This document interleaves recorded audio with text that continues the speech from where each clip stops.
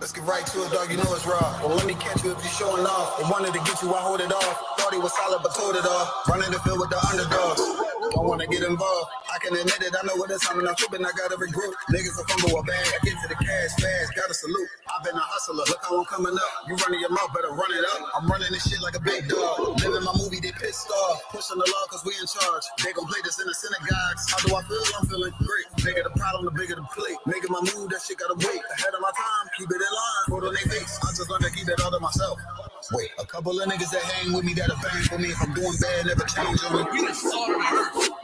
We the motherfucking underdogs. We underestimated. You understand what I'm saying? I got tunnel visions. There's a bunch of ways I'm gonna get it. It's my way or the highway if you ain't fucking with it. Do what I say or go about your fucking business and take this money with you. I ain't dealing with no fucking children if they not my own. Born by myself, I'ma die alone. These bitches catch my wave and more just hopping on. They hear what I make, it starts to turn them on. I think it's sorcery, the way they rob the bone. The black magic stick, they stopping by my home when I'm not even home. I'd rather be alone so I can conquer shit and I can see it wrong. I just keep popping shit cause I won't be here long. I'm hopping on the road and get my diesel blown. She wanna drop it low and get her eagle on. My new bitch bad as fuck, she look like me alone. I came up from the dirt, was born right under y'all. And just like out of wine, said I just wanted ball. These niggas seasonal, I watch them leave and fall. The last gon' finish first, cause we some underdogs. They say the first shall be last, and the last shall be first. Nigga, we gon' rule this kingdom, nigga. This one West. Fly to the sunset, fly to the moon fall. Don't song say ghetto, then I got him, that's my doggy dog. Don't bark, gotta mean bite, we them underdogs. Over off the wire, 5 yards, I'm pressing all of y'all. 9 niggas up like I'm director from a casting call. I don't give a fuck, you want beef, neck to all of y'all. UPK priest, lace up boost, then it's time to ball. The clip name Wendy, all these shells, I'ma let them fall. Niggas claim they better than like who they think they better than. One West soldier, best believe we got that metal in. Last name Cannon, cause I still got them drummers in. Kept I set that trapper, hell yeah, I'ma let them know. Underdog, you niggas tripping, we'll be popping or you sniffing. Real crafty with that smithing, locked in on the mission, rocking all out. Who to take the hop out, you be bitching, cotton, crew time. Now the clock, glitch it, nigga.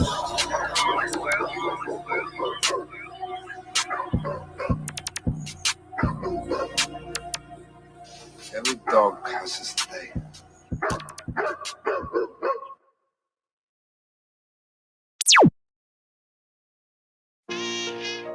All jokes aside, you know how niggas be like,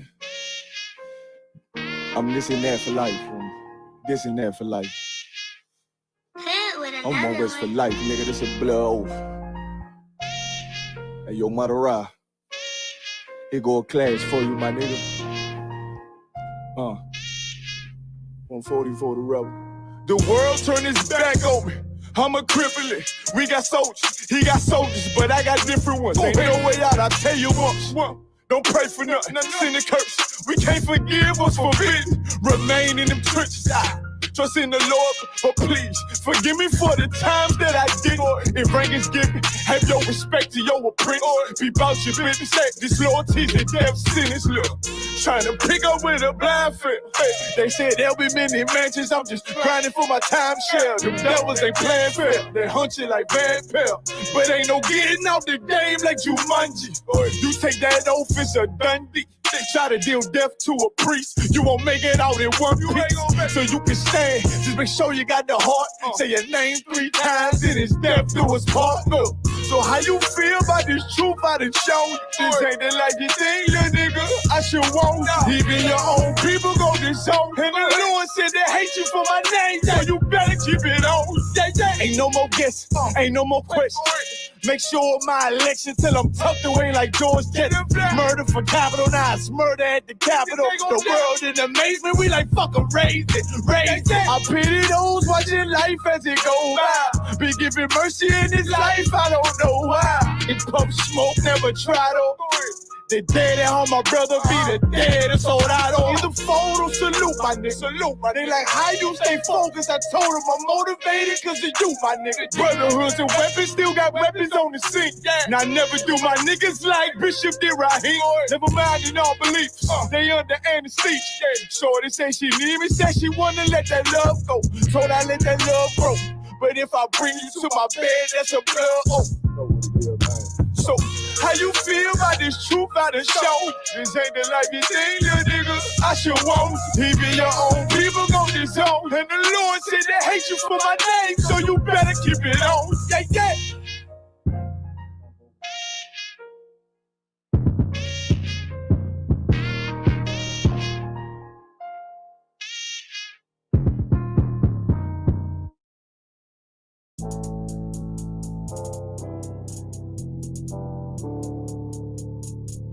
According to God, the white man is the devil. See, I've been in here for a little minute. You know what I'm saying? And I see niggas, they like to talk a lot. They like to claim leadership. They like to claim this and that. You know what I'm saying? They like to be above what they really is and have authority. But they don't really need that authority. They don't really know what to do with that leadership. You understand? You hold hands with this white ass, need to stop and ask you to give a damn what you talk about. Don't give a fuck what you believe, nigga. Gotta stand up and serve my God. We don't pray on our knees, nigga. Yeah. See, everybody ain't with all that peace talk. Everybody ain't with all that bygone. Boy, ass need to stop and ask you to prop. It's about to get serious. Boy, when they hit us with dope and kill us with crack, where the fuck with your leaders? I'm curious. He cashed out on your blood, traded you in and bought a new biz. Ask you the prophets, I tell you the scheme. If you don't wake up, you gon' die in your dreams. I say you won't tell you no more. I swear these crackers try to kill us slow. Just spoke to a nigga and fed it up on parole because of the COVID. It feel like the host in this world that don't go together. Nowhere is gold in the ghetto. I'm in the city blazing with my niggas. Just told the devil the score never settled. See the prophets. I'm tired of these niggas keep talking about, you know, you respect my religion, I respect your religion. Boy, your ass need to stop and ask you the props. You know, like we all come together. You know, they say God so loved the world. God so loved the world, and no, boy, your ass need to stop and ask you the props. Don't give a damn what you talk about. Don't give a fuck what you believe, nigga. Gotta stand up and serve my God. We don't pray on our knees, nigga. Yeah. Hey, gentlemen, y'all, we don't pray on our knees, nigga. Gotta stand up. You know what I'm saying? Boy, your ass need to stop and ask shit. Oh, I'm with step, I'm solid for show. To the fake niggas, stay silent, I got it, let's go. Let's go. I ain't taking no loss, ain't no talking when we got the flow. Ain't no peace, just pay with your own. I'ma be loyal to the right arm. Tell them we can't keep me slate. And I can never let bygone be bygone. Got your baby mother on high, got your baby pants through the fire. Ask you the prophets, that baby soul belong to the Lord. How dare you abort it? Devil will fail you, bitch, I can afford it. I prepare slaughter, you bring me my water. Plus your leaders weak, let them lies slip through their teeth. Their ass need to stop and ask you the prophets. That's just the reality, Christians. I'm sorry to hurt your feelings. I know your pastor lied to you every Sunday for 30 years, but that's what the church is for, lying. That's why they exist, to lie the money out of your pockets. Boy, your ass need to stop and ask you to give a damn what you talk about. Don't give a fuck what you believe, nigga. Gotta stand up and serve my God. We don't pray on our knees, nigga. We don't pray on our knees, nigga. Gotta stand up and serve my God. We don't pray on our knees, nigga.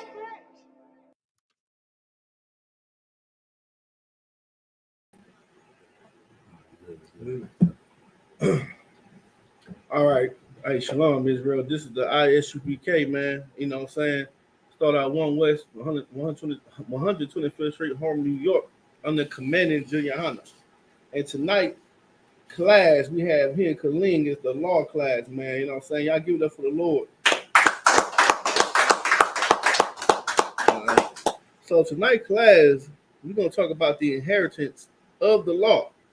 The reason why we say inheritance of the law because the law, statutes, and commandments was passed down to generation to generation by the Israelites, you know, and only for the Israelites. So just give y'all a backdrop of that.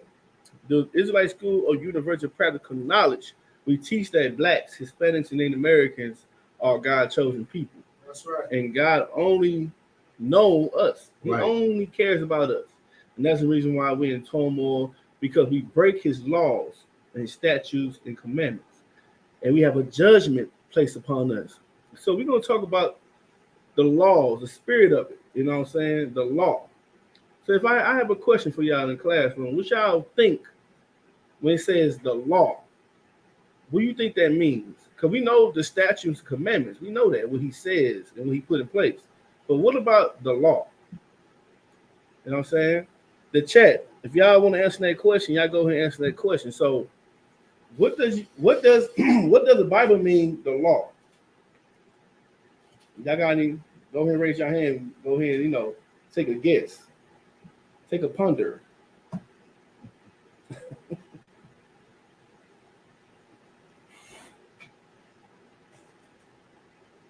Go ahead. Oh, I'm a Salaki. Okay, so what does law mean? What do you? Oh, it's not on. I think I went on. What does the law mean? You got it. Cool. The law is the consequences for breaking the commandment. There you go. Get that brother in. It's the judgment, the consequences. Just like here in America, you got laws placed here in America. You can't speed. They say the speed limit is 40, but you going 60. What's gonna happen? You're gonna get a ticket. Right. That's the same thing here in the law in the Bible. The law, statute, commandment. The law is the judgment placed upon you when you break the statutes and commandments. You know what I'm saying? And who remember class on Monday when Oscar Rob was teaching? Oscar Rob dropped a heavy class on Monday. He give you the lineage of the Israelites. Right. But what come with that lineage is the law, statutes, commandments. You know what I'm saying? That what comes with it. That's what makes us special to the Most High. That's put us on top of everybody else. So we're gonna go. So if y'all remember, I got. If y'all remember, you go to Adam. What does the breath of life means? Because the Lord puts, blew breath of life into Adam. What does that mean? On the concept, I mean, he brought into commandments into Adam. That's right. Get that brother in. The breath of life is the law, statutes, and commandments. We can prove that. We got Baruch 4:1. You know what I'm saying? Before we go there, you got it. No, real quick, I just want to just point out, what you said. When Israelites, find out, who they are, is different than these other nations. You find out you're Chinese, like, oh, well, I'm right. Chinese. You know what I'm saying? Right. You find out that you're Arab. Oh, I'm Arab. I can eat this food. I can do this or what. But it's different with Black, Hispanic, and Native Americans, because when you find out you're an Israelite, it is something that comes with that. You know what I'm saying? Right. It is a requirement that comes with that. Right. When you find out you're an Israelite, you have to make a choice of life and death. That's right. And you don't have to do this, you know what I'm saying, when you find out, you know what I'm saying, you're these other nations. So that's right. That's right. Kino, when Officer Gabar said, when he says that when you're an Israelite, you have to make the decision between life and death. That's the inheritance we have. Now, these other people, they do have inheritance. They have how to make shrimp fried rice, how to unalive an animal, right, and eat it. That's their inheritance. You know what I'm saying? Make fufu for the so-called Africans. They have a land. You know what I'm saying? That's their inheritance. Right. But our inheritance is the law, statutes, commandments. Right. Which put us above every nation. Why you say that? Because we the most clean people on this planet Earth. We got laws placed where a sister cannot come into the Lord's temple when she's on her flower. Right. We all know the flower mean when they on their menstrual cycle. They cannot come into the Lord's place. You know what I'm saying? We got laws and statute commandments put in place for that. But everybody else don't have that. That's why they eat all type of things. We got the dietary law. We can't eat pork, shrimp, crab, and lobster. You see it to this day. We eat that as Black Hispanics, we eat the hell out of some doggone pork. But what happens to us when we do eat it? High blood pressure, gout, hypertension. That's a judgment from the Lord. That's because you're breaking the law. You understand? If I could get Brute 4-1. I'm sure. No. Why that brother get that scripture? Also just to touch on what you said, because us as Black, Hispanic, and Native Americans will say, "Oh well, my grandmama been eating pork, for 30 years. It ain't nothing wrong with her." Meanwhile, she got the highest blood pressure. Right. And we make these excuses of, we've been doing this, and we not affected by what the scriptures say. No judgment don't come expediently. You understand? So judgment might not come right away. That diabetes might not come right away. That gout might not come right away. Listen, the Lord might spare you of all of that. Right. But death will come. You understand? Right. Right. Because death will come. And that's the thing with our people. We be like, ain't no having me yet. I'm still gonna continue to do it. But if I got you. But if you know that this thing that you can get hypertension or gout or high blood pressure, why would you do it? You throwing your life on the line. Right. Like Russian roulette. You know what I'm saying? We are good for that, man. But the thing the Lord says, the Lord put this in place so you won't even have to worry about that. The Lord is trying to save you, not hurt you. Go ahead. That's heavy what I say, because I speak to a lot of elders, and they eat. I'm from Louisiana, so they eat pork, seafood, whatever. Seafood, coffee board. But they don't care. They don't really care about that, because a lot of them elders, so they reach the age of 70, 80 years old. Yeah. They feel like, shit, I've been eating pork, crabs, seafood for all my days. I'm 80. I made it to 80. God bless me. Yeah. They're not looking at the big picture. That's the flesh. Right. What's about your soul, the spirit? Once you pass away, there you go. You know what I'm saying? They're not even looking at it. They're looking at, I made it to 80. I made it to 90. I've been doing this all my days. But they're not looking at afterlife. You know what I'm saying? What's going on after that? Damn. You know what I'm saying? And what you saying is so heavy, because that's where the brotherhood kicks in. You know what I'm saying? That's where you give you care about your people, because it might not happen to you. It might not, but what are you teaching your grandkids? That could happen. What are you teaching your sister, your little sister? She looking at you. You're fine eating pork, shrimp, crab, and lobster. You don't have no health issues, but she might get it. She might go blind. You know what I'm saying? She might have high blood pressure. That's why it's so important to know your culture. Right. The law, statute, commandments is our culture. The law is our constitution. Just like America has theirs, we have ours. But theirs are so wicked. Ours are righteous. You understand? Hey, the water. And this is a sidebar. My family have Louisiana background too.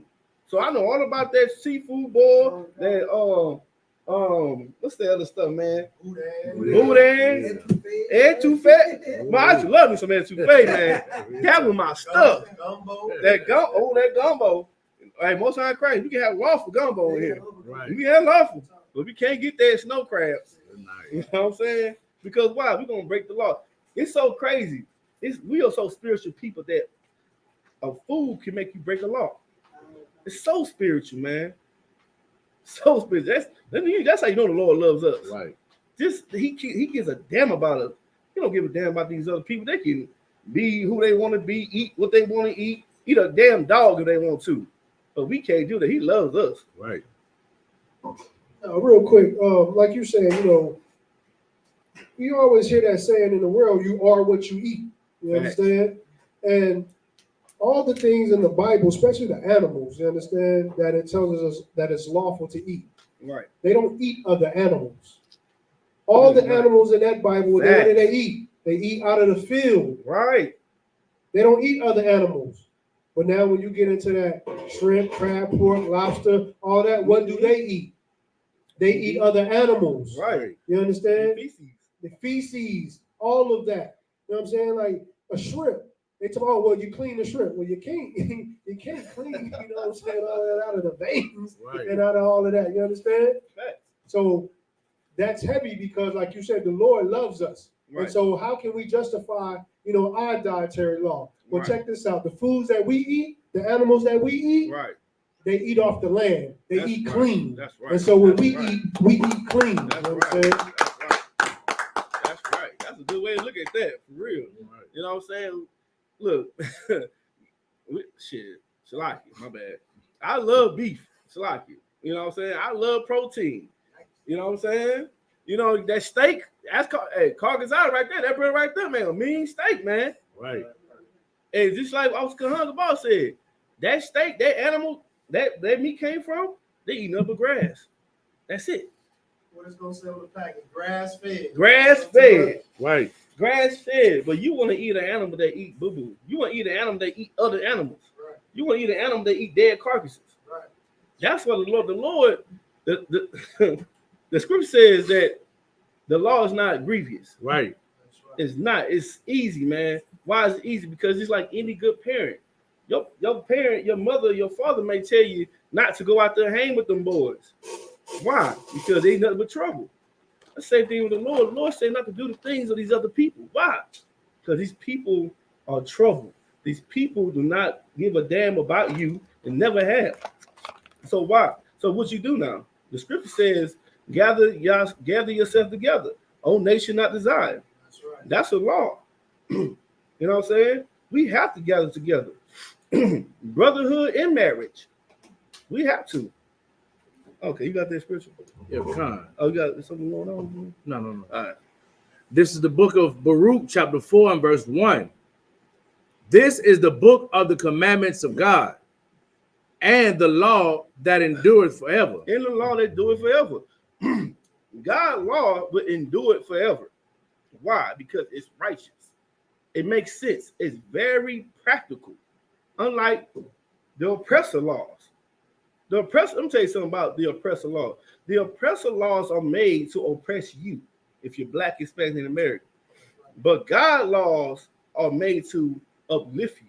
Right. God laws are made for you to thrive, for you to have dominion over the whole world, just like he gave to Adam. Adam had that. He had dominion over everybody. We said he blew breath into him, meaning that he wasn't out there eating everything. He ate what the Lord said to eat. He wasn't out there want to be with who you want to be with. Right. He got his own flesh, man, his kinfolk as his wife. He didn't go out there to get Becky Sue, out there to get Jennifer. He got Tanisha. Right. He got what's the messing girl name? So-called messing girl name? Lupe. He got Lupe. That's what he got, because that's what the Lord said to do. You know what I'm saying? Now it's so heavy, man. The Lord gives a damn about us. I can say that, man. He gives a damn about it. You know why? Because the Israelite School of Universal Practical Knowledge is here, man. Right. Full with all his priests and prophets. That's going to tell you what the Lord says. If the Lord didn't give a damn about us, the school would never be here. Never. We continue to do what the hell we want to do. But we are here to give out the law because we're going to be the new authority placed on the earth. There's a little bit more. Yes. And the law that endureth forever, all they that keep it shall come to life, but such as leave it shall die. If you keep the law, you will come to life. You will be safe. It's just like you go out here in America. If you follow the laws of America, you're not, I'm gonna say that. You because you follow the laws of America, you still die as a Black Hispanic American. Right. But if you try to keep the law here, it's a chance of you surviving. Right? If you break it, what happens? You're gonna die.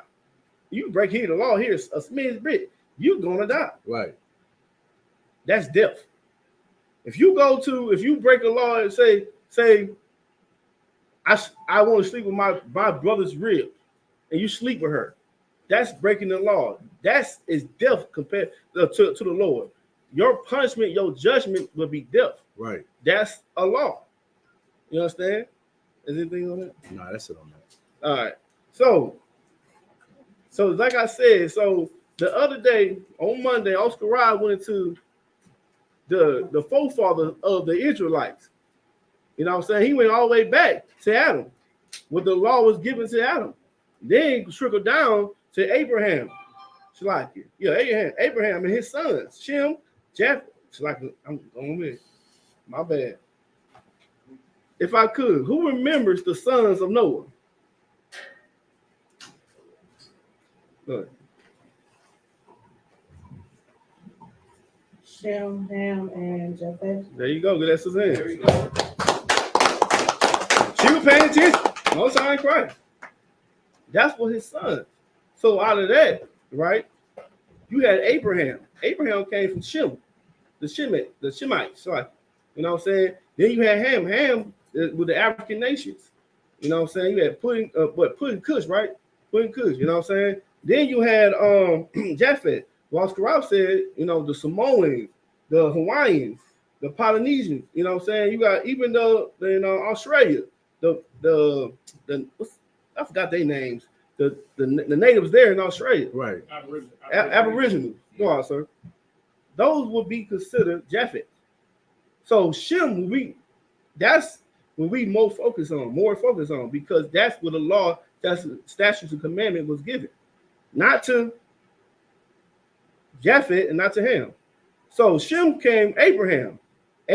So Isaac come from Abraham. Then Jacob.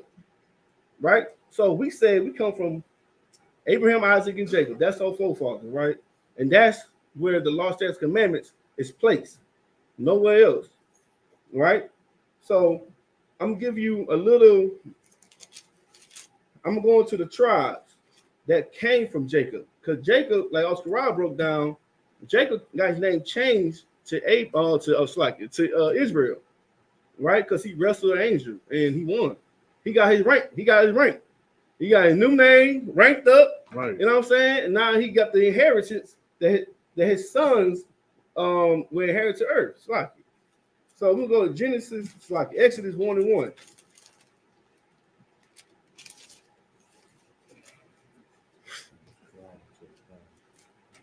Mm-hmm.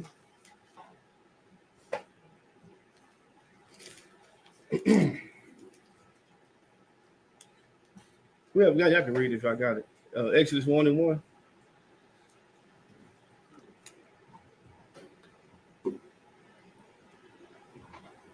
The book of Exodus, chapter 1, verse 1.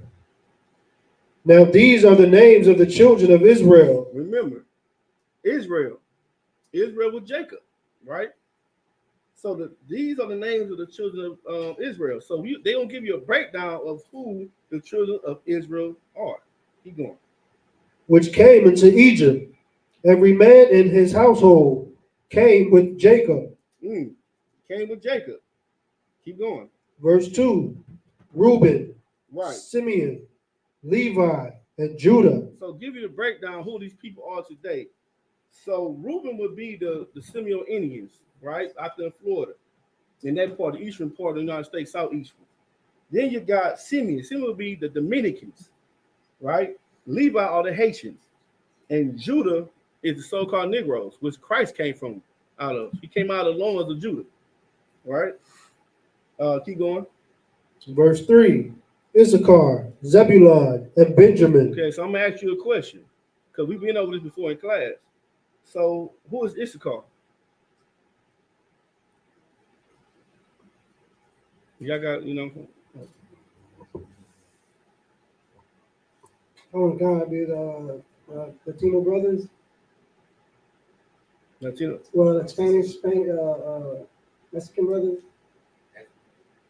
Come, that's right. Yeah. It's the so-called Mexicans. I'm right. You know what I'm saying? Sir, you want to come play? No, I think that was right. Yeah, I think you be okay. You good, sir? Yeah, no. I'm gonna let you finish that little breakdown real quick. Okay. I'm coming up there and get it. Come. All right, so it's called the Mexicans. So you got so who's Zabulon? Zebulon Slaki.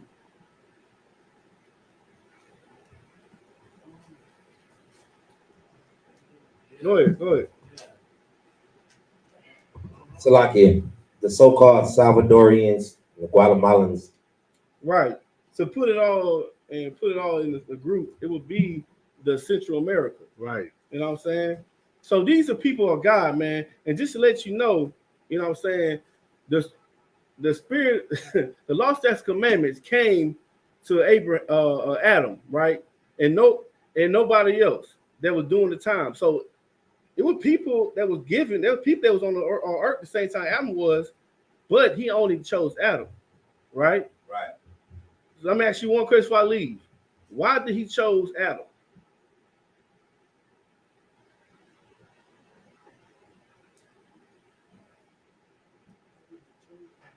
Why did he choose Adam?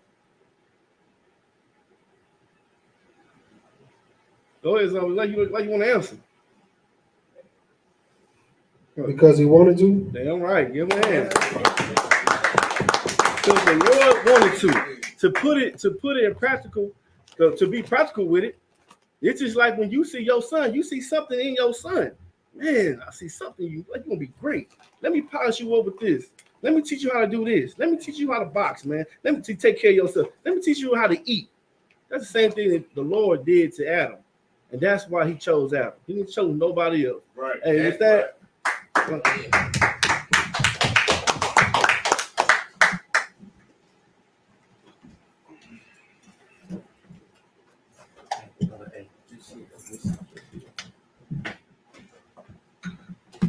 Long little crazy. Everybody here, everybody doing, baby. Yeah. How y'all doing, man? All right. No fear, clear out the way. First and foremost, man, hey, Shalom Yahaba Rakatha or Rakathon. You know what I'm saying? Hey, this is Priest and Officer Karaba 5000, man. We in the ISUPK, Killeen, Texas, doing the Wednesday law class. So basically, man, what I'm up here is to give y'all the law about a lot of things, not some things, but what I'm about to give y'all is very valuable today. And I just want y'all to understand, if y'all have any questions, put them up in there. We're going to get to them, you heard me, as soon as possible. But now, real quick, give me that real quick, the golden rule real quick. Pull that scripture real quick, the golden rule. See, what we need to understand is this, man. In life, y'all, who heard of this before? Treat others like you want to be treated. Y'all heard of that before, right? Right. So now we about to understand. Now I'm about to give y'all where it actually come from. Because y'all probably thought it came from some schooling, some whatever y'all may thought it may came from. But I'm about to show you where everything comes from, man. And it comes from the scriptures, man. You got that? So I got it in Matthew. Let me get it in the law. Yeah, okay. Most High in Christ, man. So why they brother get that real quick, man? Is there any questions today? Any questions? Sis, any questions? Any questions, sis? Yo, man, what's that? The carry? No questions today? No questions today? What's that in the Caucasus? I don't want to stay on the topics, right? No, man. Hey, listen, I'm gonna keep it real with you. When the men above you ask you got any questions, man, whatever you want to ask, man, let it be. That's you. Listen, you shedding yourself. So you gotta get the answer to your questions that's keeping you where you at. I'm trying to see how I can word it right. Was Israel ever supposed to have kings? Say that one more time. Was Israel ever supposed to have kings? Israel? Yeah, did they ever supposed to have kings? Kings. Yeah, kings. Okay, say this. I know in Deuteronomy 17, when Moses was talking to Moses, he was sending the law. Right. So when they get a king and establish the rules, the laws on when the king happened, when they get a king, what the king is supposed to do. And then I read in Samuel, I think Samuel 8, and I don't know what scripture it is. I know you. Samuel. He gave his kids, his sons, with the judges. Right. It was wicked. And then the Israel wanted, they didn't want them to be judges anymore, and they wanted a king. Right. So Samuel asked the Lord. He was upset. He talked to the Lord. And I'm paraphrasing. The Lord said, Samuel said, he upset because they get a king. And Lord said, why you upset? They forsaking me. I'm paraphrasing. Okay, So my question is, were they ever supposed to have a king or not? Because then later on, then Saul went out. That's all. Samuel went out and looked for a king because he found Saul. Right. So I'm sorry. So I got you. So check this out. First and foremost, to answer your question, practical, we were never supposed to have a king because all the other nations all the other nations had a king, right? But the Lord was like, since we want one so bad, he gonna give us one. Now our only king was supposed to be Yahweh Shamashiach, man. That was supposed to be the only king we ever had. But since we wanted one, that's why it was like that in the Samuel and the king and judges, because of the simple fact that we wanted somebody to rule over us as a man. You heard me? So that was the whole point of that. But no, the answer to your question was no. But eventually, you know how you're a parent, okay, y'all want to do that, then no sweat. I'm gonna let y'all get that because that's what y'all asking for. I'm gonna give you what you asked for, since y'all want to go ahead and envy the other nation and do what they do, because everybody else already had a king over them. So they wanted to be like everybody else. And we said, Lord is trying to stop. That's why I'm glad you asked that question. Because what you just saying is, we've been doing this. We've been envying the other nations. We want everything the other nations do. Well, we got everything that we need right here with us. Right. You know what I'm saying? Like, think about that. Why did the Lord said he don't want no, there should be nobody over us besides our brethren of the flesh. But yeah, man, but I hope that answers okay. Go ahead. Go ahead. I got a precept. Man, give it to him, man. Let's read it real quick. Break it down for him. Colonel McCon, this is the book of Hosea, chapter 13. We'll start at verse 9. It says, O Israel, thou hast destroyed thyself, but in me is thine help. I will be thy king. Where is any other that may save thee in all thy cities, and thy judges, of whom thou hast said, give me a king and princes? I gave thee a king in my anger, and took him away in my wrath. Stop. He gave him a king in his anger and took him away in his wrath. That just lets you know the difference of anger levels of that. You know what I'm saying?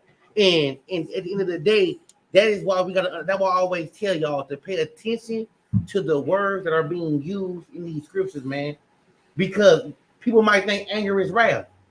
You know what I'm trying to say? So what I'm trying to let y'all know is pay attention and ask questions. Look the words up to see the difference.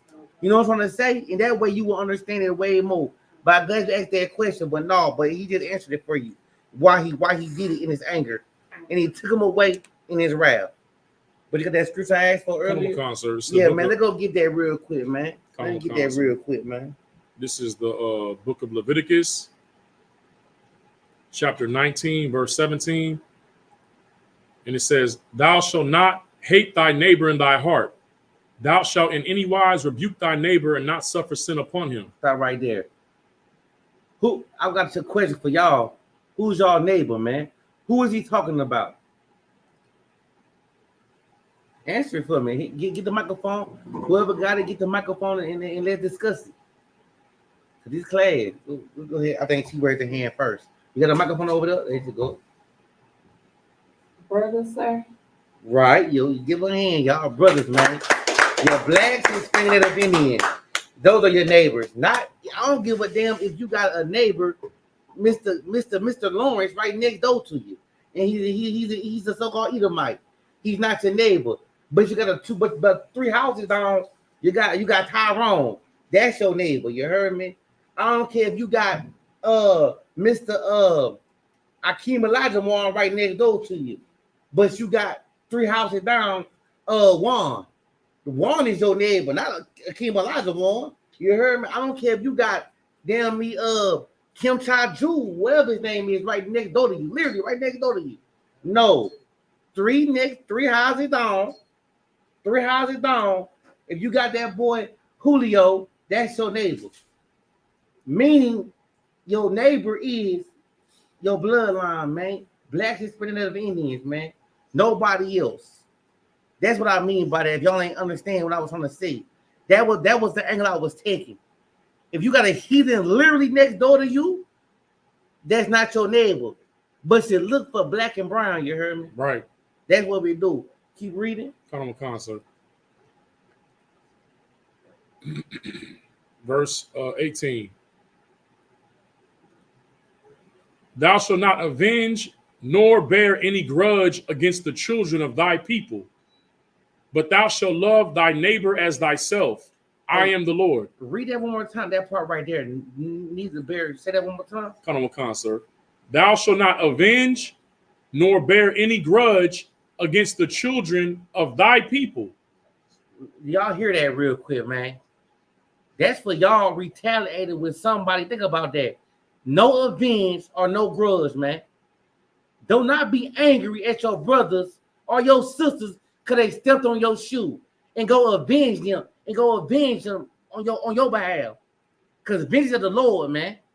Do not go and shoot your brothers or your sisters because they said you was a bum or they talking about you. That's not your job, man. That's the vengeance of the Lord, man. Let him do that because listen, we already got so many enemies. Why keep making enemies out of our own household, man? That is why this scripture is there. Treat others like you want to be treated, man. If you don't want nobody staring at your woman, don't go stare at their woman. If you don't want nobody slapping you in your face, don't go slap nobody else in their face. I'm talking about y'all brothers, man. You don't want nobody roasting you, don't you roast nobody else. I mean, it's plain and simple, man. Treat others like you want to be treated, man. You can't have it both ways. You can't be no bully and be treated like goddamn me a king in this thing. Right. You know, you a bully because you chastising people. The Lord gonna bully you. You got any more on that? Come on, sir. But thou shalt love thy neighbor as thyself. I am the Lord. Right. You gave me the one in the New Testament as well. Come on, get that for you, sir. And that's one. It's the golden rule. Let me get the golden rule. That was just in the law, but I'm about to take it. I'm about to take it out to the New Testament. Since these Christians today don't believe in the New Testament, the Old Testament no more. They think Christ came and died for it to be destroyed, which sounds crazy to me. But let's get it real quick, man. It's the book of Matthew, chapter 22, verse 37. Lock you right there.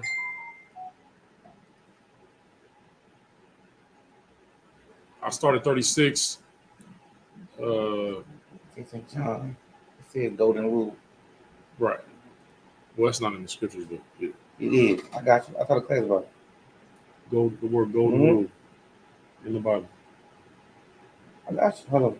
What's on Christ? Matthew, that's 7:12. This is Matthew 22:35. All right. Go ahead. Now go ahead. Read it. All right. Then one of them, which was a lawyer, asked him a question, tempting him, saying, Salakia, Master, which is the great commandment in the law?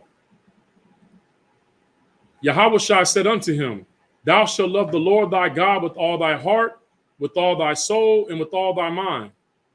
I mean, that's practical. Go ahead, sir. That's very practical. If y'all don't understand that, I mean, how do you love somebody with all your heart, all your mind, and your soul? You love them to death, right? Because that's what we're talking about here. Everybody wants to do love stuff.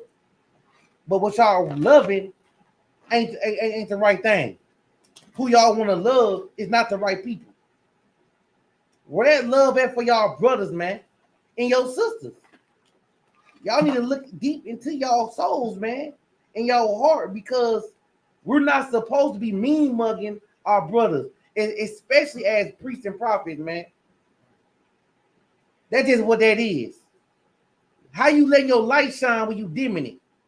What makes you different than the blood in the pot, a blood, a crib, if you out there just mean mugging your brothers and your sisters, and we supposed to be fishing?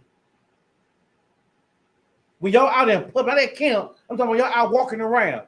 Y'all just being some niggas, man. Y'all being hypocritical, man. Why y'all want to turn y'all noses up like we some females, man? And we out here to save them. But then we come to class about saving our people. What that is. If you want to save your damn people, be Superman outside of class. Be Superman when you ain't got no brothers around. Be Superman when it's just you and them alone. Don't be Superman in class or at camp. Be Superman and let your light shine by yourself, man. Go ahead. Come on, sir. Matthew 22:38. This is the first and great commandment. And the second is like unto it.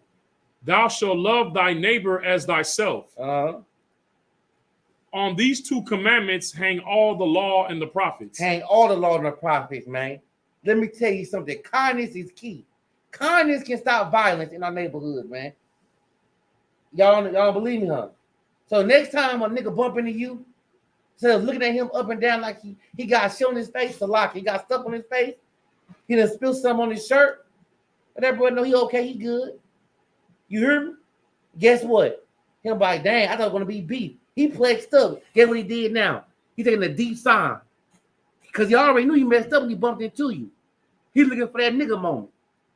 But if we don't give it to him, let me ask y'all, Hebrew graduates.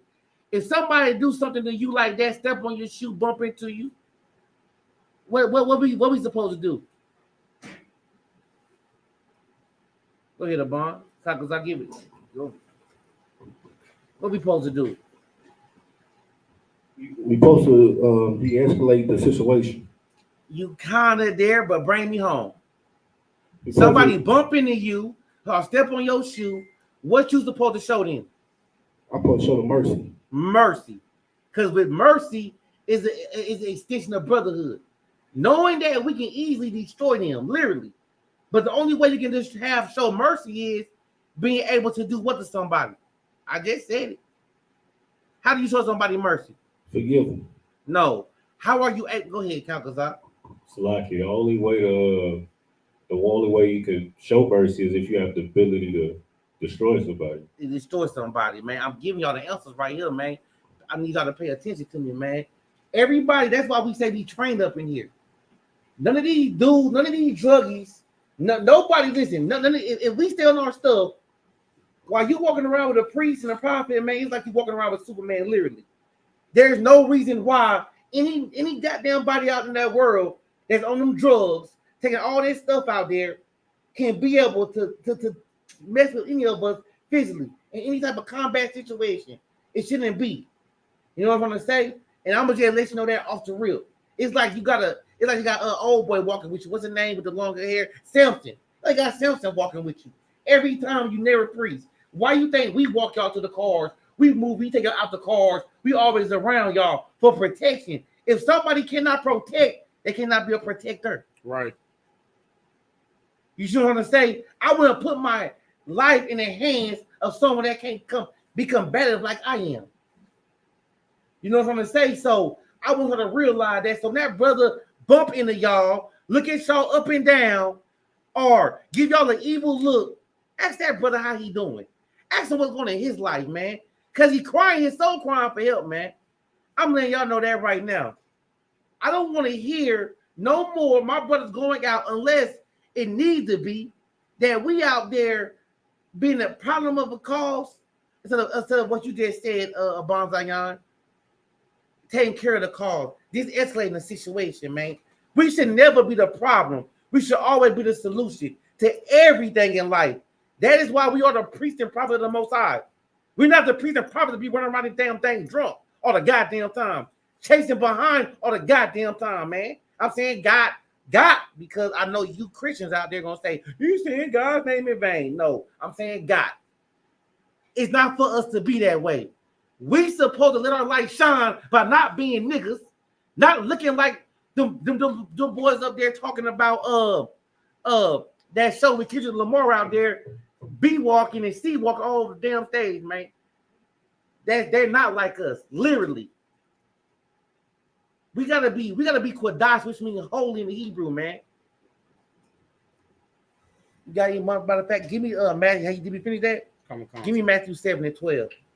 I got you right here. Give me Matthew 7 and 12. No, for real, man. You know, I gotta get my priest back right and acclimated in the truth, man. Because you know, like Cal say, man, it's a time now. The Lord already say he gonna start in his house. That's right. I don't think y'all understand that. He's coming home first. While y'all running around here thinking he's gonna go out there and destroy the other nations first, he's coming home first. He's gonna take care of home. So the other nations gonna be like, hey, you ain't take care of them. They was out here doing the same thing. No, he's gonna take care of home first. He ain't no hypocrite. He gonna take care of his house, get his house in order, then go out there and take care of them. That's what that scripture say in Peter's, man. So the righteous are gonna scarcely make it. Somebody find that word scarcely for me, man, because that's you're barely making it if you don't know what that word means. Nobody is gonna make it by a whole gap. None of that. Nobody just gonna walk around. That's why we don't stay be saved, man. Because we gotta endure. I can walk out there, myself. I can walk out this door tomorrow. I'm up here teaching today. And y'all might see me out there tomorrow acting a damn fool, not even in the truth no more. Because the Lord did that to me. Go ahead. This is the word scarcely in the dictionary. Almost not. Almost not. Just imagine that. You go through all of that because guess what? Don't think that you're in this truth making up for what you've done before you came in this truth. Don't think that before you came in this truth ain't gonna get brought up. Yeah, you a new man, so that's why you gotta work. Why you think they say that faith without works is dead? Right. You have to show the Lord. You can come here and say, I believe in my heart and my soul, and say sitting. You got the list, homie. Sis, we got a list out here, man. We gotta do more good than bad. And that's why half are gonna scarcely make it through. Go ahead. Used to suggest that something is unlikely to be or certainly not the case. Good night. That's what we are. We are maybes. Remember that. For the ones who do make it, just remember that. You just got through by about what they say by a little chin in your hair. A little chin. You gonna by that little piece, that little tee. You barely walk through that door. That's right. Don't ever hold your head up high like you just done something. Water, you could have been on that other side of the fence. The other side of that, yeah. Be getting destroyed out there. You read that real quick for me? Come on, concert. This is the book of Matthew, chapter 7, verse 12. Therefore, all things whatsoever ye would that men should do to you, do ye even so to them. For this is the law and the prophets. The law and the prophet. Now, if you go look up the golden rule, what I mean by that was that says the exact same. If you go pull up right now, golden rule, that says the exact same thing. Do on the others as you want done to you. I think you're talking about James, the royal law. Yeah, no, I got you, but that's what I was talking about. Yeah. So you do that, and I'm telling you right now, y'all can pull the golden rule. You think I'm lying? It's exact. They got it from here. Now, with that being said, give me laws are not grievous real quick. Come on. I just want you to understand something, man. Listen, we read in these books. Matter of fact, I believe I read in Noah when I was teaching on Monday where he was perfect. Let me tell y'all something, man. Don't let nobody tell you cannot be perfect, that you can't follow these laws, that you the commandment. They're like basically saying, oh, you can't stop eating pork, shrimp, lobster, and crab. It got that much of a hold on you. You can't cut your dreads off. It got that much of a hold on you. You can't, these brothers can't stop screwing their other brothers' real because they got that much of a hold on them. You know what I'm saying? Like nothing should have that much of a hold on you, man, to the point where you got to go against the Most High and die. It's life and death up in here, man. Plain cut. You know what I'm saying? Either what side you want to be on. It ain't no in between. Because the one that choosing life, listen. I'm gonna read it. Once you get that real quick, I'm gonna show you why I keep saying this, man. Cat brought it out, y'all were not here. After you read it, go ahead, give me that real quick. Come on, so this is the book of 1 John, chapter 5, verse 3. For this is the love of God, that we keep his commandments, and his commandments are not grievous. They're not what? They are not grievous. Somebody put that word grievous for me, man. Let's quit putting the 50 here like everybody know what grievous means. I know some of y'all don't know. Don't play the 50 now. I'm gonna get up out of y'all. Y'all gonna come back and learn today. You gonna learn today. I ain't gonna play y'all this. I walk. Remember that word mean? Yeah, that's how the class talking about. Hey, what that word grievous mean? Nah, let's get it. I'm gonna make sure I teach today. Go ahead, read it. The definition of grievous, of something bad, very severe or serious.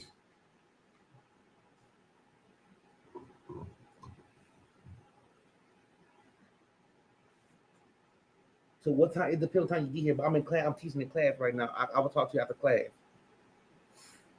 Most time Christ. But yeah, go ahead and read it one more time. Go on. The definition of grievous, according to Google, of something bad, very severe or serious. And now, what did we just read? That was grievous mean. But what did we just read though? For this is the love of God, that we keep his commandments, and his commandments are not grievous. Now break that down to me, somebody. What does he say? What is he saying? I want to somebody break it down for me. Somebody.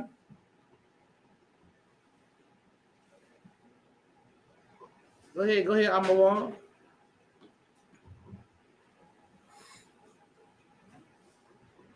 It's like, sir, he's saying that his commandments are not hard to do. Right. Basically what he said.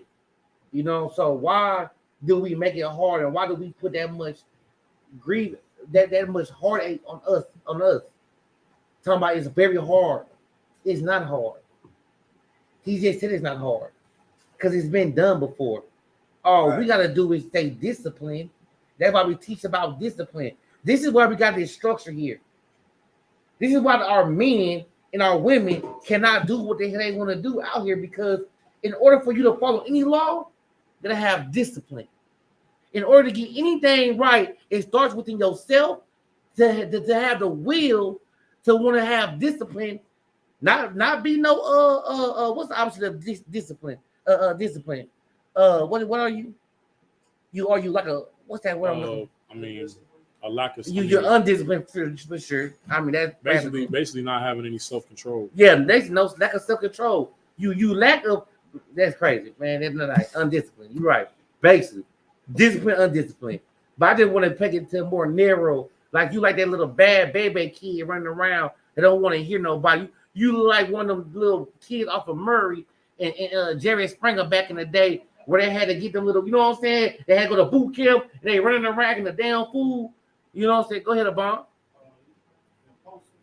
Right. Impulsive, right. Emotional. But yeah, you're very emotional. You one of them kids that out there falling out in the stove on the ground while your tea lady got all these groceries because you can't get that little piece of bubble gum that you want. She told you no. Now you acting the dang fool in the middle of the aisle at the store, on your back, kicking and screaming. No, don't want to be that kid. You want to be that kid next to a tea lady, walking with her in discipline and helping her out. That's who you want to be.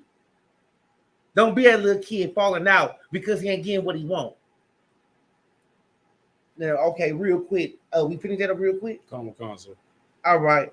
Let me get here real quick. Now, let's get to the topic. Go ahead, go to Vashti. Go bring that out real quick. I want to let y'all know something real quick, man. Sisters and brothers, because they got brothers that do this as well. Y'all are not exempt, but it's real. But it's so real. It's more. How can I say this real quick?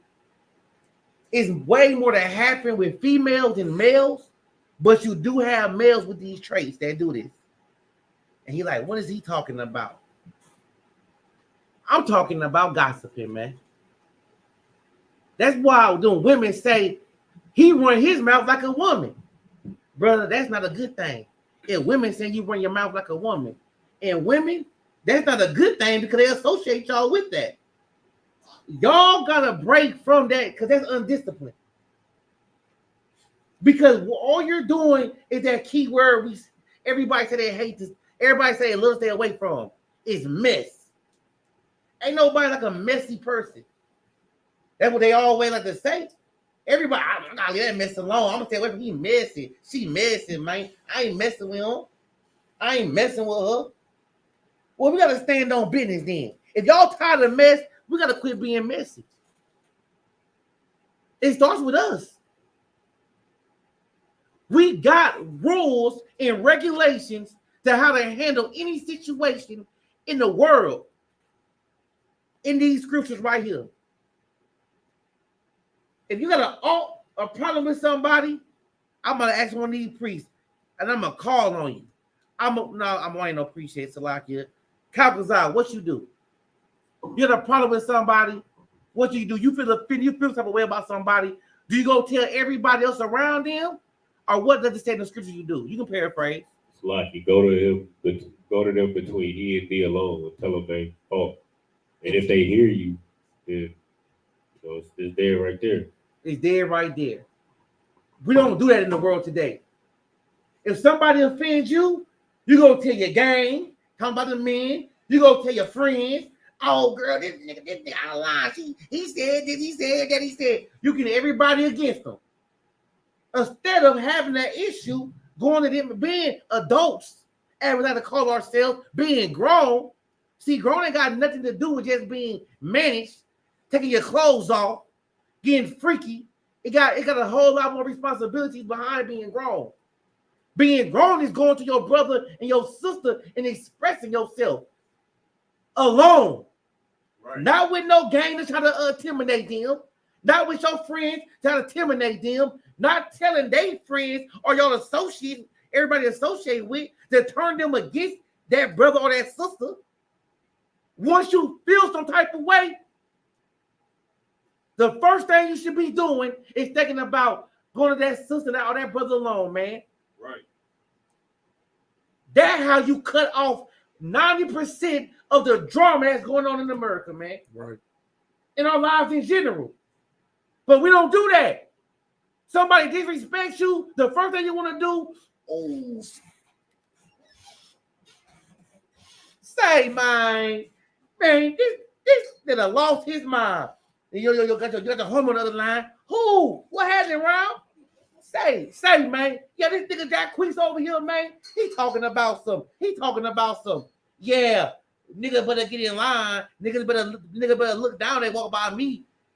I wanted to say something, and then like, hold on, nigga. What? He said that? He don't say that around me. Instigating the issue. Now guess what? Man, we can go holler at him. He ain't the brother on the other line is going off of your BS because he don't know no better. But if a brother call me with that nonsense, I'm not gonna encourage him. I'm gonna do how the conversation gonna go. Say, man, Lord, it's great. Hey, sir, man, this such. Hey, start right there. Hold on. Did you talk to that brother or that sister? Then don't tell me that. You go tell them that. I'm gonna cut it right off right there. We're not about to get into that. I'm gonna make sure you go do the right thing. Because you're not gonna make me feel some type of way about my brother or my sister. Whatever he did or she did to you, y'all take it amongst y'all. And that is the key to a lot of this, man. And that's the law. That's something we need to do. If you all want peace or y'all want a good community. But now, what we about to read is why sisterhood. I'm keep real with y'all. Sisterhood nowhere in the Bible. We say it's sisterhood. We say it's sisterhood because we take the risk. We strong men. We think we can deal with it. Because this is why women that don't have nothing going on with themselves. Right. There's got nothing but nothing. They got nothing going on. Meaning this, outside of their job, is blank with them.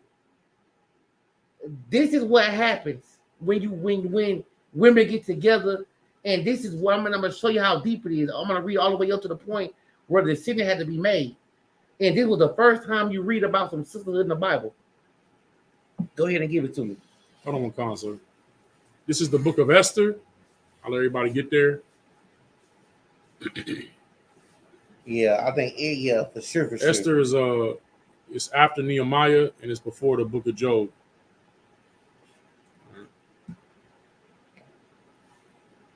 All right, this is the book of Esther, chapter 1, verse 1. Now it came to pass in the days of Ahasuerus, this is Ahasuerus, which reigned from India even unto Ethiopia, over 127 provinces, that in those days when the king Ahasuerus sat on the throne of his kingdom, which was in Shushan the palace, in the 3rd year of his reign, he made a feast unto all his princes and his servants, the power of Persia and Media.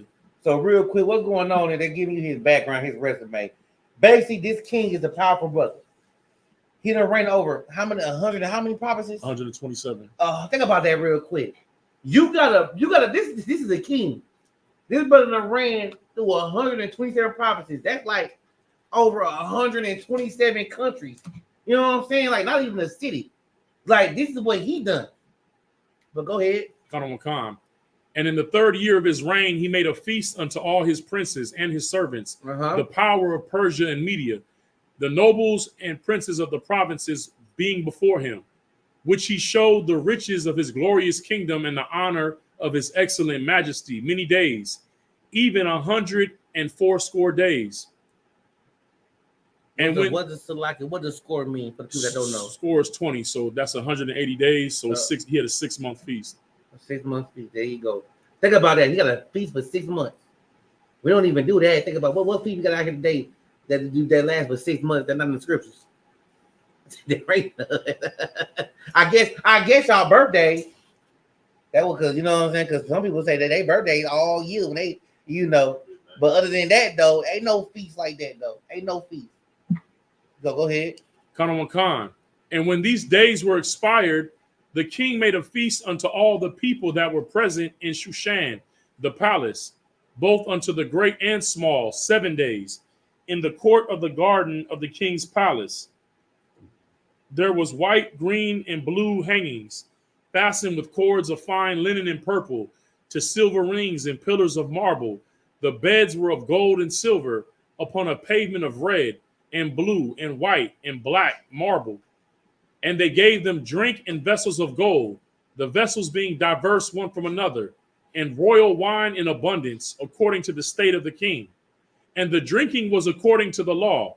None did compel, for so the king had appointed to all the officers of his house that they should do according to every man's pleasure. All right, so basically what's going on, the brothers having a good old time in that beautiful spot. That's why they described every part. They felt like they had to describe every part of that building they were in, from the marble floors to the lining hanging down.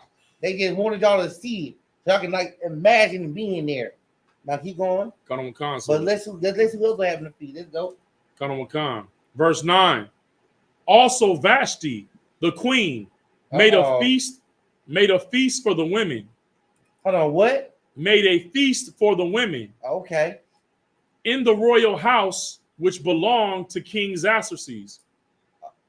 So right now, there we go. Now we get into the nitty gritty. The men partying. Now the women that set off. Now the queen like, man, I'm gonna go do my own thing over here. You hear me? But I go have my little feast too, with her and her homegirls. Let's go. Khan, sir.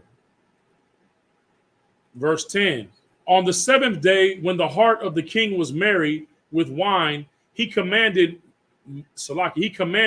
Mehuman, Bista, Harbona, Bigtha, and Abagatha, and Zathar, and Carcass, the 7 chamberlains that served in the presence of Xerxes the king, to bring Vashti the queen before the king with the crown royal, to show the people and the princes her beauty, for she was fair to look upon. So basically, like he said, he feeling good. He tipsy, basically. That's what Mary mean, you heard me? He feeling merry, he tipsy, he feeling good, right? He like, hey, I'm in my homeboys. I'm in everybody. Now I'm like, man, I gotta see something, man. I know I'm doing my thing. I know the Lord got favor with me. Cause look how bad she is. You know how brothers trophies. Everybody got that. Everybody want that little trophy. You know what I'm saying? That little trophy wife. What they call them that look good. That little model. You heard me? But guess what though? He went to go. Now this is the king. Remember that. This is the king. He just today, man. Hey, go get my trophy now. You heard me? Keep reading. Khan, sir. Salakia, verse 11. To bring Vashti the queen before the king with the crown royal, to show the people and the princess her beauty, for she was fair to look on. But the queen Vashti refused to come at the king's commandment by his chamberlains. Stop real quick. Good night. Real quick. Bible, somebody answer this real quick. I need somebody to answer this.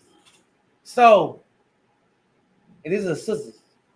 So real quick, if your man say, hey, come here. Hey, or he send a brother come get you from outside, say, hey, come here, he needs you, where the case may be, right? What y'all gonna say? Or what y'all gonna do? Answer that. For all of y'all, answer it. Yeah, keep it 1,000. I'll say that one more time. Somebody talking to the microphone so the class hear you. Go to him. I'm gonna go to him, right? Get him a hand. Get him a hand. Now listen. That is the spirit of the sisters right there, though. But let's see what happened. Cut on the concert.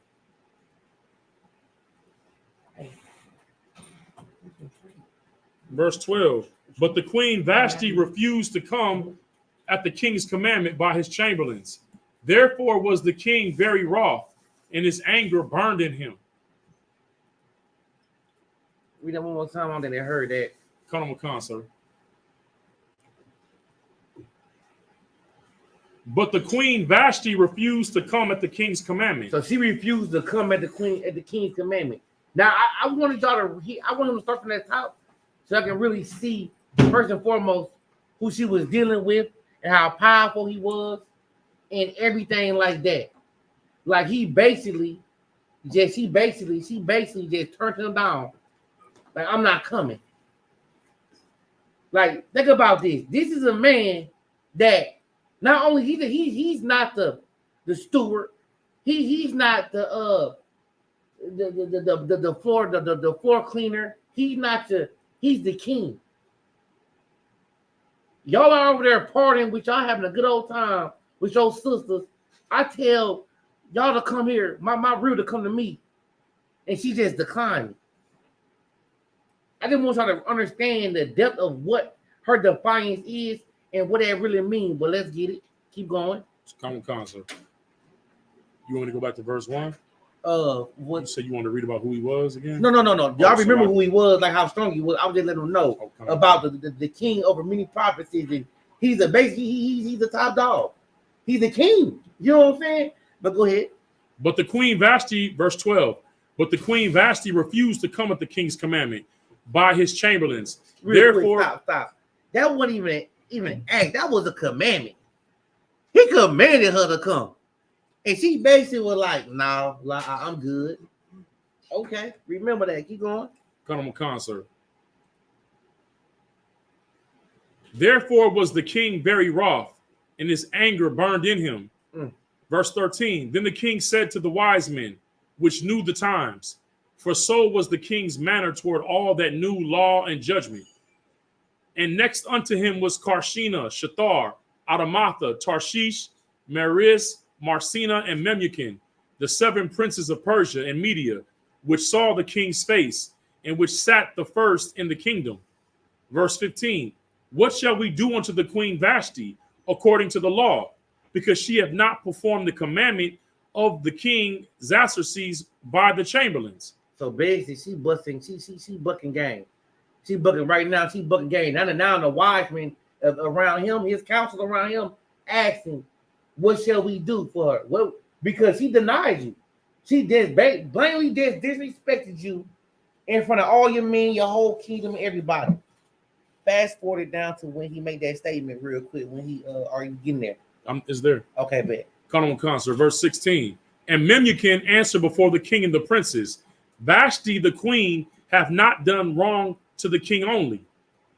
Hold on, y'all hear that, right? I'm gonna see who's listening. What did he just say? Now, what he just said, I just want you to repeat what he just said. By Vashti, but not by the king only. Not by the king only. I like that. He paid attention. Listen, that's gonna happen sometime. I'm calling y'all this class. Remember that. Now I want you to say this. No, keep going because I'm real quick. I'm gonna ask a question. Why didn't she do wrong only by the king when she basically? Say that again. Yeah, I'm asking sisters. But yeah, you got a microphone. Why did she not only do wrong by that king when she basically not listen to the commandment? Why is it affecting the whole? Why is it affecting everybody else? Why is he saying that? So like if was she teaching the other women to do so? Exactly. Give her a hand.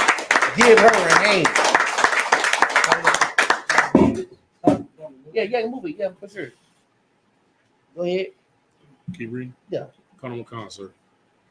Salakia. And Memucan answered before the king and the princes, Vashti the queen hath not done wrong to the king only, but also to all the princes and to all the people that are in all the provinces of the king Xerxes.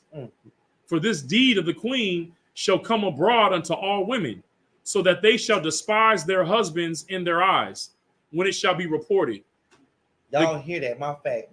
Like, think about that real quick. If the king let this thing ride, this insult to him, not only is his kingdom ruined, all 128 of his provinces is going to go through it with the whole. Basically, about to create a whole bunch of stable of dragons. Go ahead. So like if I could, sir, and that's a great example to just how people work. You look up to the queen. Oh, the queen. She's so famous. She's so fair. But the moment the queen does something evil, you're gonna mimic what she did. Right. You know, she did something disrespectful to her husband. Now you're gonna start looking at your husband like, why I gotta listen to you? I gotta treat you right. So like, now go ahead. I want to get through this, but go ahead. What you want to say, Kakazan? Salakia, sir, just real quick. That just also cuts the notion that, I mean, if your husband or your man do this, that, and the third, make this amount of money, reach this amount of status, that you just go what they call naturally submit. Like you gotta do that when he in the dust. You know what I mean? It's like, that's right. Hey, that's heavy. Hey, baby, go ahead. You want to say something real quick? You want to say something? Go ahead. Yeah, concept, Salakia. I was just gonna say that the part that in the chapter was that she had the feast for 7 days, then she refused to come. So good night. So basically, damn, so she living her best life. No. What I'm saying is that what you said though, so like if I could, you said the sisterhood. Right. So she had the feast in his house, right, with her friends in the kingdom. And for 7 days, they doing nothing but talking. Damn. So at the end of that 7 days, when he called for her, she spilled up. She didn't express all what she dissatisfied with all of them, and put that in their head, and then they didn't complain about their husbands.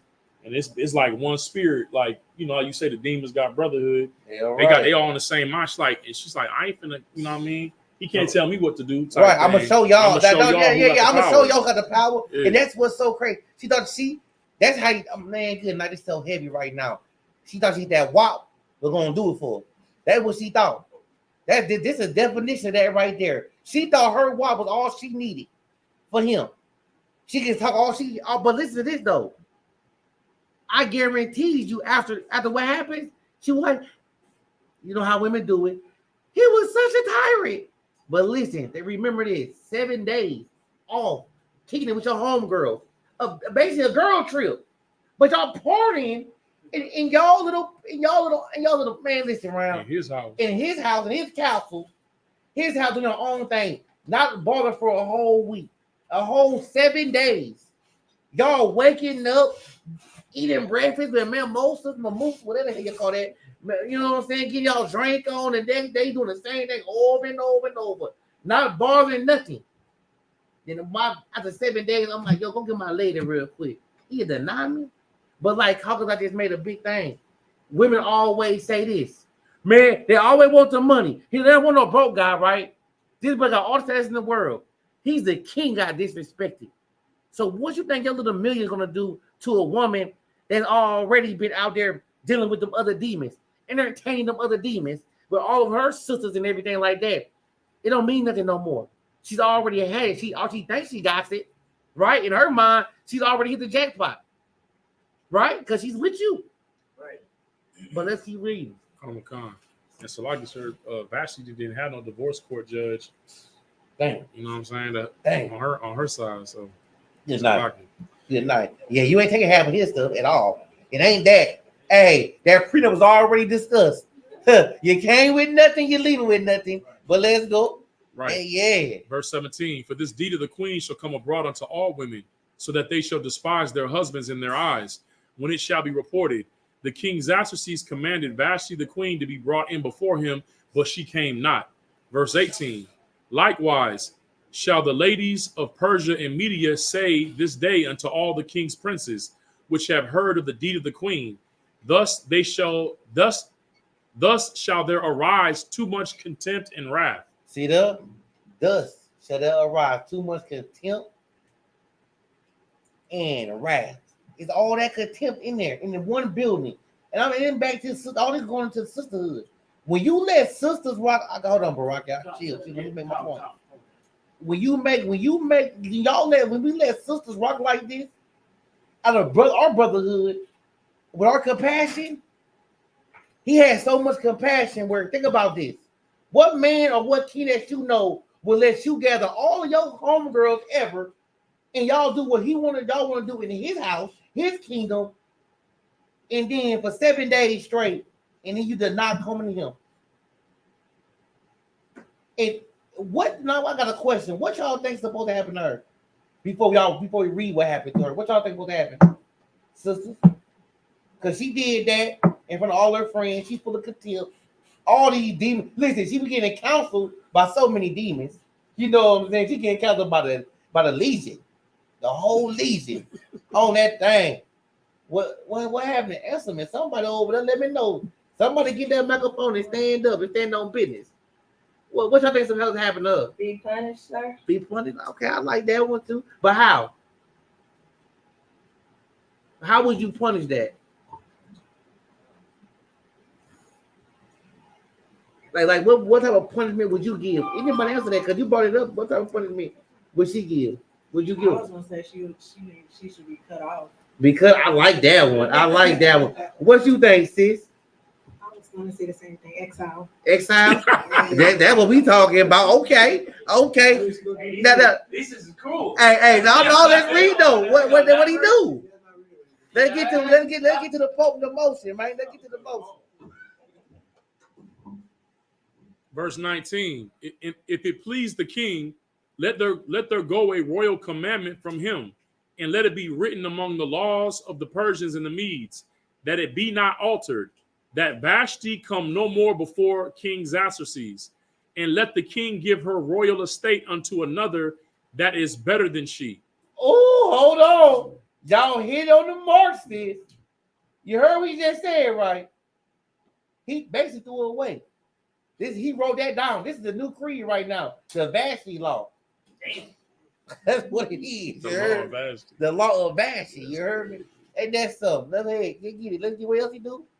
And let the king give her royal estate unto another that is better than she. Look, not only did she get exiled or cut off, she's getting replaced. You don't deserve what I just gave you. You're unselfish. You're selfish.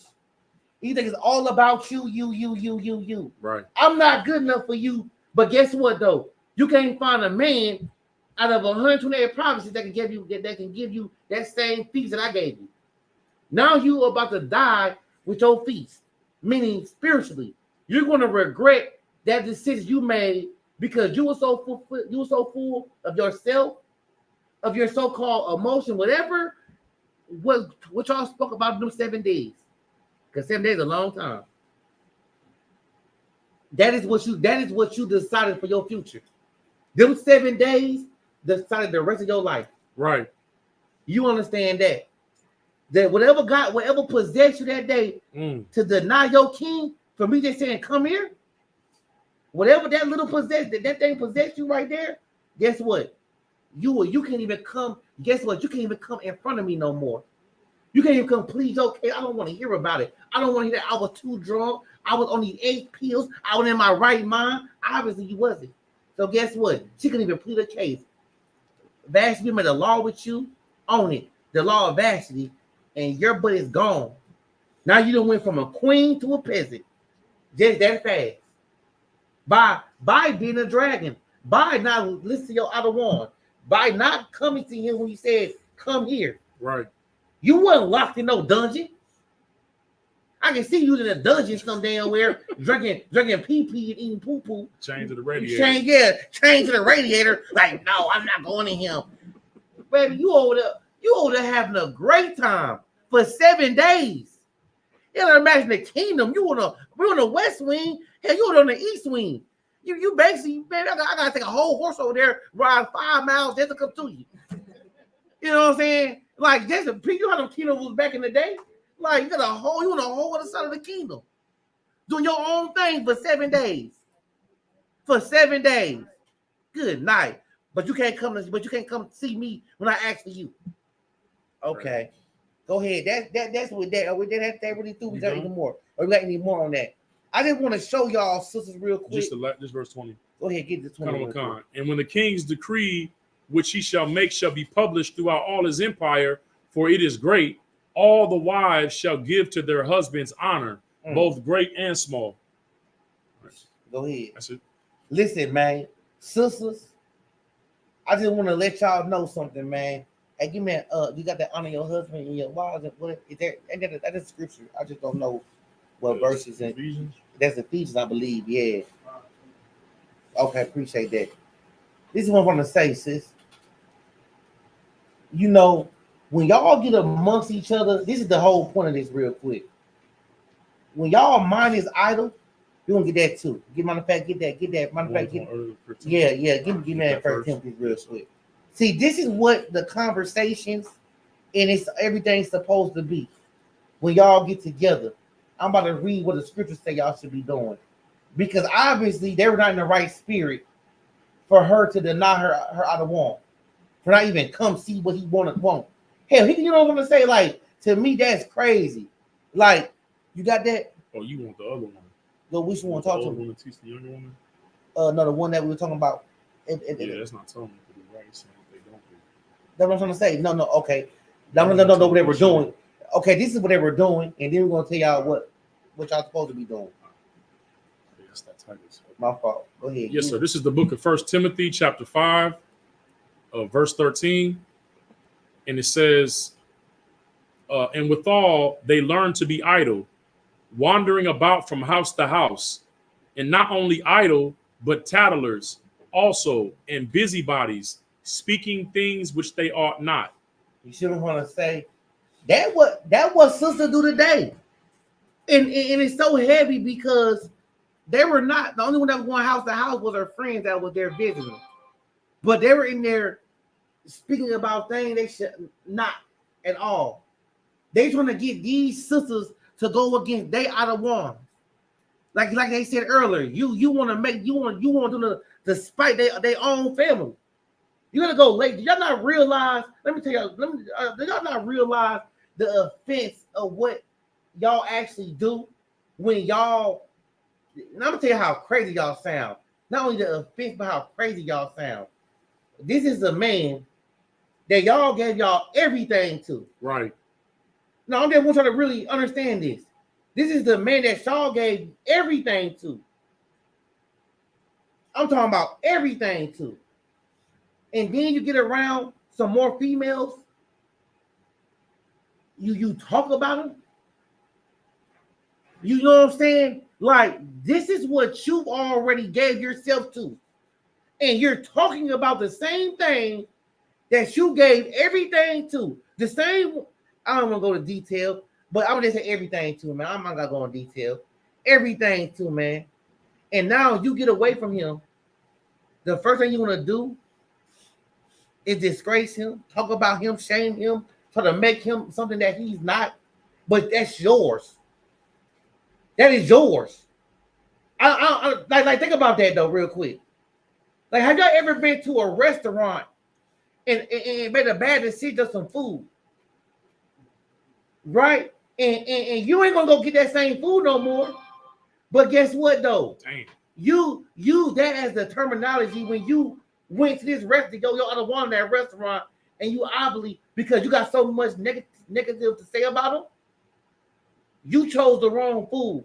But the difference is you gotta go back there and eat it every day. Yeah, but you're gossiping, telling your sisters and everything else about how bad that food tastes. But you don't look how crazy you look. You gotta go eat it every day. You gotta go back to that same disgusting meal you're sitting running your mouth about. Crazy. That is insane, man. Like, in half the time, 9 out of 10, your husband don't even know what y'all talking about. He's probably bragging about you, talking real good about you. Cause guess what? We don't do that about y'all. Men don't get together and talk about our house problems. If we got an issue, we got a thing called counsel. See, that's the difference between men and women. You think that we all get together at one night and gonna sit there and talk about you? Girl, you be full of yourself. Who the hell want to see your conversation about your ass all night? But no, you're not. No, it's not that. We talk, you know what I'm gonna say? But for some reason, you want to bash your other one. You want to make him feel like he's the you want women to look at him. This is my thing. And think about this real quick. This is king. It was a king Vashti did this too. She had her friends that were also their king as well. Dang. They were their king. You turning them sisters, and you want your friends to look at your king as if he's a peasant, as if he's a rodent, as he's that little rat running on the ground. That's how you want to bring your husband to be perceived out to the masses. I know one thing, two things for sure. I grew up. If I ain't got nothing good to say about nobody, don't say nothing at all. I don't gotta shame them, bash them, and put them down. But for some reason, women feel like that's what that's the thing to do. They like to talk about how nasty the food is, but gotta go live with this damn restaurant for the rest of their life. Make that make sense to me, sisters. Go ahead, Mariah. So like you said, they work at the restaurant. Right. They damn near a manager at the restaurant under the owner, and they just complain about all the things that don't go right at the restaurant when they have the power to fix it. They're in the position to talk to the owner. They're in the position to fix whatever their grievances are. But a wicked woman, she won't do that. She's going to complain and gossip to her friends.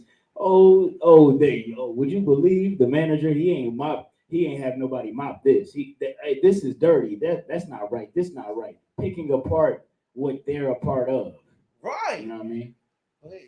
Just real quick, sir. So like, if I could, sir, my thing is like, what's the end goal of it?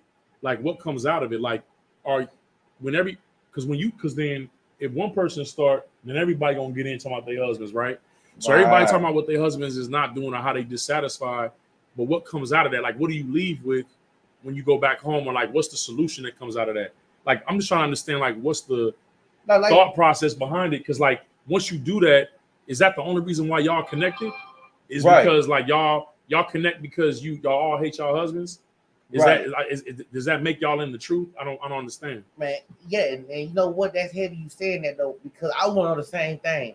Like, after you done said all these horrible things about like I keep trying to say, about the man you about to go get in the same bed with, probably go get some adult things going on with the same man you've been talking crazy about for the last 7 days, but you about to go give him everything. Once again, what was the point of you saying all them horrible things about him? You know what I'm gonna say? If you're gonna go back in that situation, and you trying to tell me that obviously you don't know how to look at the menu. Damn. That's basically what you're saying. If you got all this craziness to say about your other one, then why did you tell me this? What y'all just glanced through it? Was it just a picture? That would be getting more people. I ain't gonna lie to you. You know what I'm saying? That would be getting them. It's the image. Oh, that look like it's gonna taste good. You get it? It's the most disgusting thing you've had. Who done that before? I have. Listen. I seen this damn thing called the Cheeto burger, right? Listen, it don't it, and it looked good. They played the 50 with me. I thought that was a bun full of hot Cheetos, made out of hot Cheetos and everything. The way that thing looked, you heard me? Boy, I got that damn thing. The Cheetos was stale. The burger ain't had no flavor. This was the most disgusting burger in my life. But it looked real good. Right. But now just imagine if I chose that I had to eat that nasty burger for the rest of my life. That is why it's important, first and foremost, to court your man, to get to know your man, to get to know your other one. So that way you would know exactly who he is. Right. What you're supposed to be out there doing is uplifting your other one and letting him know of a good leader in the way that he guides you. How you can just lean your head back, fold your arm, and follow him. Not how you running around telling this is my thing. I got another pet peeve women like to do today. Like y'all first of all, y'all want a man to go first. For this is what I don't understand. A woman already got kids, right? That brother don't care, love it, it's cool. Embrace all of that, right? Some things are going wrong with your relationship as far y'all getting one little argument or one little thing. Now you running back to your kids telling them about your man. And this is my thing. So later down the road, now you're talking about why the kids don't like him. Well, damn. If you was an adult and left that y'all personal problem with y'all, what the kid gotta do? This is my thing. What the kid gotta do with these personal issues that we got going on with us? Right. Now they looking at me all crazy, or you all crazy, or whoever all crazy. Now you talking about, man, my kid, they don't get along. Damn, if you wasn't such a dragon running and telling them everything, it'll have you one count. Get that for me too, man. That one counsel, man. If you ain't do what you're supposed to be doing, you would. But that's my whole thing. Women, Salak and men as well, love to be messy. But men won't go run and go tell their kids about an issue they having with their woman. Why? Because it's logic. We don't want them to base their relationship from the issue that we're having. They got a clear slate. Right. Guard, if they choose to mess with you, let them mess with you off of your character and how you treat them and what you do for them. It shouldn't be, oh, you told my mama this or she said you said. No. Now you're being messy once again. Look yourself in the mirror, ladies. If you say you want something, act like you want it. Don't go playing a big bad wolf, man, and acting like everything's supposed to be a damn Disney movie. This is not no Disney movie. You got real life issues. You know what I'm going to say? It's real life decisions that need to be made. Sometimes the voices may get raised up. Sometimes, but if there's not no abuse going on in the household, nobody there dying in the household, nobody being mistreated in the household, man, listen, man. If we're just getting through our issues, and guess what? If we can't get through the issues, you know what we can do up in here? Let me ask the brother what we can do in the ISUPK. What can we do in the ISUPK? Somebody else, please. Please, somebody. Let me know if you and your woman having issues in the household, what can you do? Anybody can answer this question. You can take them to counsel. Right. You got a something they call marriage counsel, man. By your people. It ain't got to be that deep to put everybody else involved into it. Because what you're doing is you're being a house destroyer. You know what I'm going to say? That's what you're doing. Go ahead. Shalak, if I could, and just because I know there's going to be some sisters in the. Go ahead, please. Break it down to them. All right, so just real fast. So, sisters, I know some of y'all out there, well, he ain't got to go to marriage counsel because he can say, I ain't got to go, which is true. Marriage counsel is informal. Fact. So if a sister says she want marriage counsel, a brother don't have to go. But what you can then do is say, well, since you don't want to go to marriage counsel, I'm offended by what's going on in the household, and you can make it a trespass counsel, and he has to go. Okay? Exactly. So that's just for the sisters that'll be out there. I hear the demon talking. Well, he's saying all that, but then if I want to go, he don't want to go. You have power and rights within the school to take that brother to counsel, regardless of the situation. So I just want to I'm glad you cleared that up. Because that's a cheat code. What they call everybody, for real though, that's a cheat code. Just say, for example, your man's so powerful, man, hell no, I want to go to marriage counsel. Take that nigga as a counsel for whatever trespass he's doing to you, the reason why you want to go to counsel. Make that show offense. Make that show offense, man. Because other than that, you ain't gonna let you know where it says. You ain't gotta. The scriptures say have 1 to 2 counselors. Man, read that real quick. Let me tell you what the scriptures say. This is in the Apocrypha, the book of Ecclesiasticus, chapter 6, verse 6. Be in peace with many. Nevertheless, have but one counselor of 1,000. Good night. Do you hear that? Have but one counselor of 1,000. You got 1,000 choices, but have one of them. It shouldn't be no big old group talking about, oh girl, Yeah, he do that too, man. My husband do that too, man. Ooh, good night. I can't stand when he leave. He play on the dresser or on the counter or here. They think we are their slaves. And listen, man. What the hell they got to do with y'all? Hold on. Give me what they supposed to be doing real quick. Because now I'm about to go ahead. I know how to slow some nerve. Go ahead and break it out. So like you said, Go ahead, if I may. Can I bring out a precept? Proverbs 14 and 1. Go ahead. The book of Proverbs, chapter 14, verse 1. Every wise woman buildeth her house, but a foolish woman plucketh it down with her hands. You hear that? So think about that. Read that one more time. So like you. I think all the women need to hear that. Proverbs 14, verse 1. Every wise woman buildeth her house, but a foolish woman plucketh it down with her hands. You're plucking it down with your hands. What does that mean? You picking at situations that don't need to be picked at. You're doing it yourself. And you wonder why some of these women out here, some grown old and miserable with no man. And guess what? The looks is amazing. Right. But guess what? When you talk to them, you get to know them, the spirit is like Jekyll and Hyde, man. He's Jekyll and Hyde out of with them things, man. It's a dragon. You get to speaking to her, it's a dragon, and you see why. And that's why sometimes some brothers, that's why it's good not to just be sexually attracted to them, to not just look at them and get that sexual attraction. Right. That's why sometimes it's good to go speak to them and get to know them, because you don't even know. You get hell, they looking good on the outside, but they're that rotten apple. Right. You bite into that apple, boy. Ooh-wee. You got all type of worms coming out that thing, maggots inside of it. It's just rotten as it can be. Right. But guess what? You already put the apple. Now that's your apple. Dang. Because you ain't take time to examine it. See, you ain't want to flip it over and see all them damn wormholes at the bottom of it. You know what I'm saying? All you had to do was turn to the side a little bit. You would see that big old hole that was already missing out of it. You know what I'm saying? Go ahead. I got your other precepts. Go ahead, please. Give it to me. The book of Ecclesiasticus, chapter 6, verse 7. If thou wouldest get a friend, prove him first, and be not hasty to credit him. See, and let me tell you something, brother. That go to brothers and sisters, man. We gotta quit relying. Like I was trying to tell you that example. Them ones that's in the world that's in the world. I don't think that my brothers in the truth will be that type of person. But in the world that don't know no better, that's encouraging you to do the opposite of what these scriptures say. Those are the ones we talk. Let them prove themselves. You know what I'm trying to say, sisters? Just because that sister wanted. Let me tell you. Let me give you an example of what I was told, man. And I didn't want y'all to really think about this real quick and put this in y'all's spirit.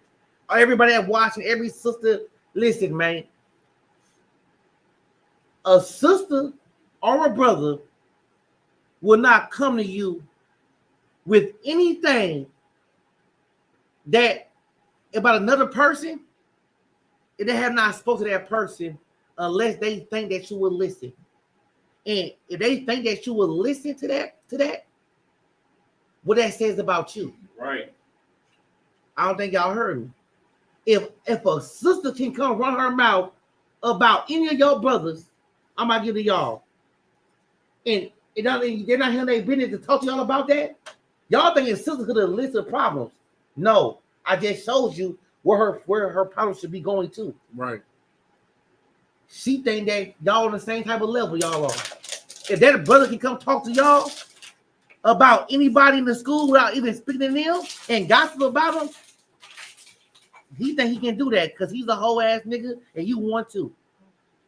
You want for listening to him. And sister, the same thing with y'all. You know what I'm saying? You a gossiping woman too, because you want to listen to the nonsense. Instead of her saying, sis, I don't want to hear this, man. Go speak to who you need to speak to. I'm not the one you're speaking to. And I'm not going to listen to you. Not only shame yourself or shame one of my brothers or one of my sisters. Go ahead. I could real quick. It's a lock it too. Like in the UPK, we not allowing like no cliques. Like sisters who try to be like in little groups and cliques, and you want to shame the sister for standing on business and let you know she's not tolerating that behavior, and then you don't want to like y'all want to like click up and go have outings and not invite that sister. Why? Because she ain't finna participate in that, and she gonna report y'all. And I'm gonna say, so like if I could, sisters, If a sister comes to you, you can show mercy and let her know one time, right? She bring that to you, Salakia sis, don't bring that to me. Go talk to your husband, take him to counsel. If you even hear it again, not even when she's coming to you, if you hear it again, you can take everybody that's there to counsel.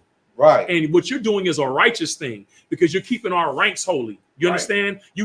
What happens is that sometimes this is like, well, you know what? I love my husband and I ain't involved in that mess. And they just don't say, I'm not going to get involved in it, right? But what you're doing is you're allowing a demon to continue to run amok within the school. And our job is to purge the school and be perfect, not to allow mess and garbage in the school. So take that sister to counsel because that means that you love them. Right. You showing love by saying, you know what? This demon is on you. You mistreating your husband, my brother. Because think about this. If a sister can't talk about your actual family, you be like, you talking about my brother like that, right? But we say y'all are sisters and we brothers, so it should be the same. It should be the same thing. You should be offended that why are you talking about my brother like that? Have you taken him to counsel? Has he been judged? Has the matter been judged? It hasn't.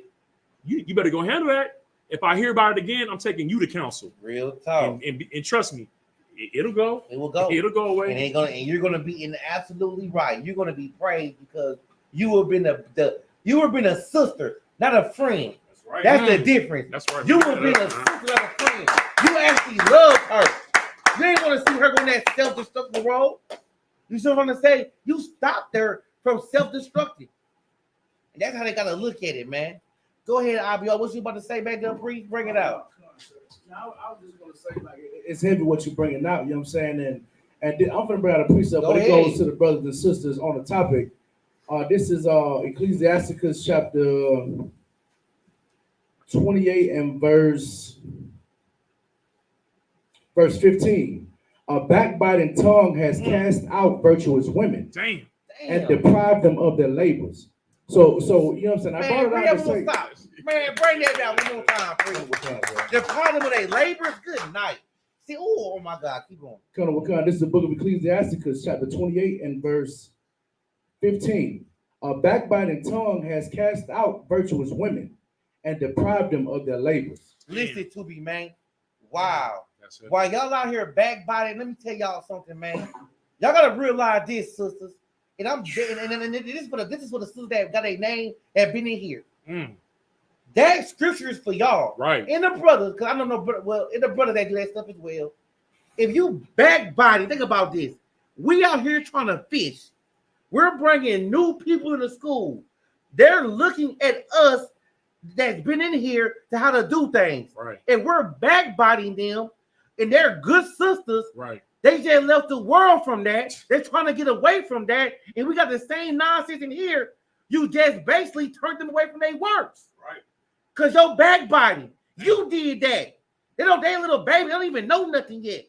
But they're trying to be around you because they're looking at you as if you got it all figured out. Right. That you know how to do it. They're trying to look at you to grab some strength as a sister and a brother. But y'all too busy backbiting and you stopping them from their growth. Right. Now they want to leave the school because of you. Dang.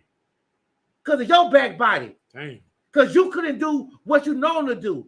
Because you ain't want to follow orders and protocol that you feel like it's your truth. So guess what you did? You done passed on your poison, and guess what you're doing? You're keeping the virtuous women away from their works. Damn. A Christian, man. With that, what time it is? 9 o'clock. Man, that's that. I'm gonna leave it with that. Hey, with that, real quick, Majum. Good night. Prayer? Okay, go ahead and salute you. Let me go ahead and salute you real quick. Hey, mini Israel. Amani Shabbat, Amani, Barak, Yahweh Hashem Yahshua Barakatah. Yahweh Matah, star to the sisters, mini Israel, Amani Shabbat, Amani, Barak, Yahweh Shema Latam Hashem Yahshua. Yahweh Matah, dismissed.